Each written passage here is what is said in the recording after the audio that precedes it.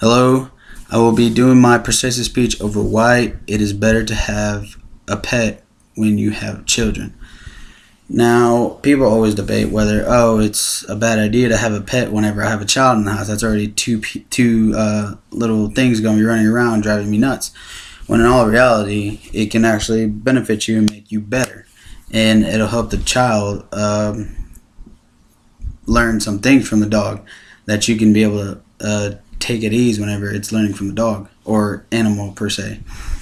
And so, like, it's the dog, the pet that you have in the house can help teach responsibilities to be able to help with the depression and other kind of ailments like that, and be able to help the immune system of the child that is around the animal per se.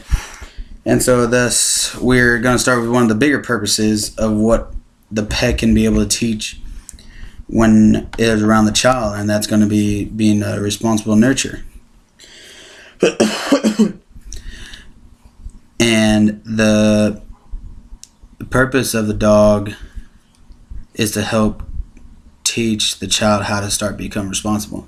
You can start teaching the child how to be more responsible when it's starting to clean up after the animal. It's starting to take care of it, take it outside when it needs to go outside, play with it. It helps them become responsible because they're looking after something else other than themselves. It's teaching them to be responsible for someone else, like putting someone else in before they put themselves first. And then it also helps them become a nurturer, because they're going to have to show love to the dog as the dog's going to love it back the same way. And that's not a thing that a person can really teach their child on how to nurture, because they were nurtured as a child, as per se in the parents article. The doctor recorded that it was a tough time that they had to teach their child. So pretty much they were going off of how they were going to teach their child nurture from being around the dog, because he grew up, the dad grew up with the dog around him at all times. And so then, like, being a responsible person and a nurturer, they intertwine, because you have to be responsible for someone else. Like, you're being responsible for a child, and how you're going to nurture for that child. They just intervene with each other and make that child already get like a little head start. Then whenever it comes along later on down life, whenever they have to raise their own child. And now we're going to move to the second point, which is going to be how animals help with ailments, like, for, say, depression. Dogs can help with depression because, as it was said in dog time, that the person releases a chemical in their body. As for the dog, will release a chemical back, showing, like, that will attract the person to the dog. And therefore, say, like, it'll make them, like, react as if saying, like, oh, let me come here, I really, like, want some attention from you. And as for the dog, will want attention when it's in your face, just breathing and panting.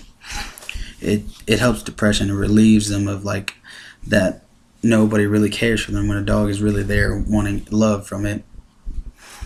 And then animals can also help lower anxiety and stress.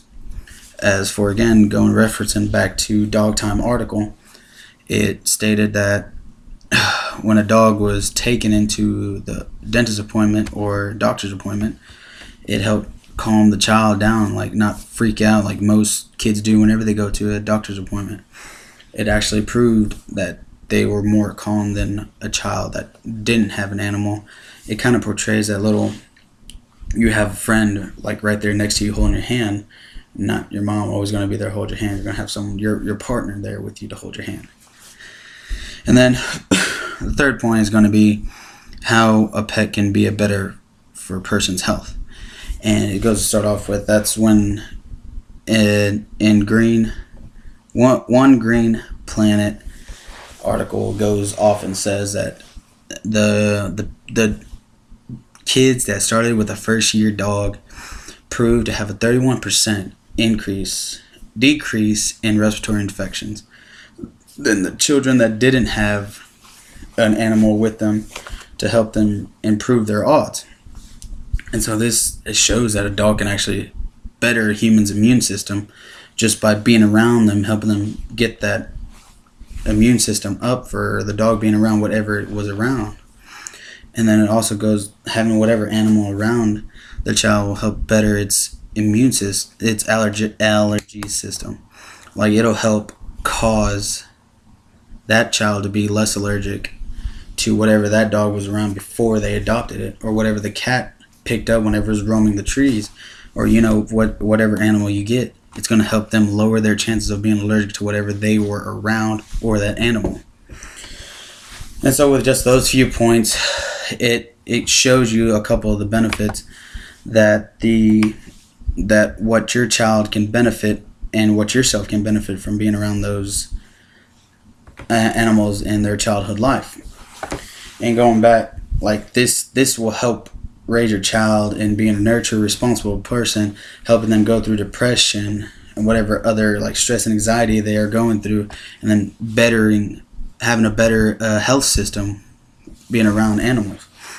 And so the closing thought would have to be, whenever you're considering later down on in life, at that point when you're raising a child with your partner, and you're deciding whether it's not okay or it's okay to grab a pet, you just have to think to yourself what you're going to benefit from it. What the child is going to benefit, how's it going to help you in the long haul, and not just, oh, I have two things to worry about now. Oh, this is just going to be so much trouble. No, don't worry about that. Just focus on what you're going to benefit and how your child is going to benefit from having a pet in the house. That is my speech. Thank you.